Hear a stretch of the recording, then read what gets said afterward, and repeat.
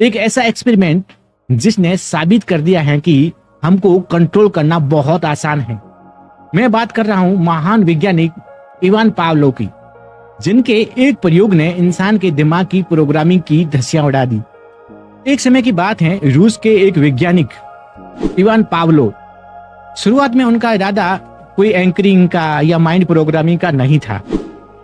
वो तो बस ये जानना चाहते थे कि जब कोई जानवर खाना खाता है तो उसके शरीर के अंदर क्या होता है, और उन्होंने ये प्रयोग डॉग पर किया। और उनका जो पहला अवलोकन था एक साधारण सा सच, जब भी डॉग के सामने खाना रखा जाता था तो उनके मुंह से लार आने लगती थी। और ये तो एक प्राकृतिक प्रतिक्रिया थी। पावलोव ने सोचा, ठीक है, ये तो एक नेचर है, इसमें कुछ नया नहीं है। लेकिन यहीं से कहानी मोड़ लेती है एक छोटी सी घटना जिसने इतिहास बदल दिया। एक दिन पावलोव ने कुछ अजीब सा नोटिस किया। डॉग खाना आने से पहले ही लार छोड़ने लगे। जैसे ही लैब असिस्टेंट कमरे में आता या बर्तन की आवाज आती तो डॉग के मुंह में लार आने लगती थी। पावलोव चौंक गया, ये कैसे हो सकता है, खाना तो अभी तक आया ही नहीं। यहां पावलोव समझ गए कि शरीर तो बस एक जरिया है, असली खेल उस अदृश्य तार का है जो यादों और उम्मीद को बीच में जोड़ा हुआ है। यहीं से शुरू हुआ असली प्रयोग। और पावलोव ने एक प्लान बनाया। उन्होंने तय किया कि हर बार खाना देने से पहले वो एक घंटी बजाएंगे।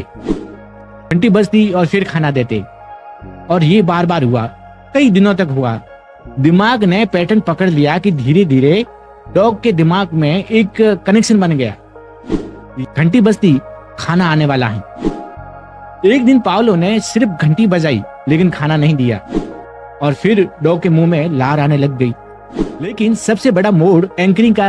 एक दिन पावलोव ने सभी डॉग को भरपेट खाना खिलाया, और कुछ टाइम बाद पावलोव ने वही घंटी बजाई, और घंटी की आवाज सुनते डॉग्स के मुंह में लार आने लगी, और वो ऐसे रिएक्ट करने लगे जैसे बहुत दिनों के भूखे हो।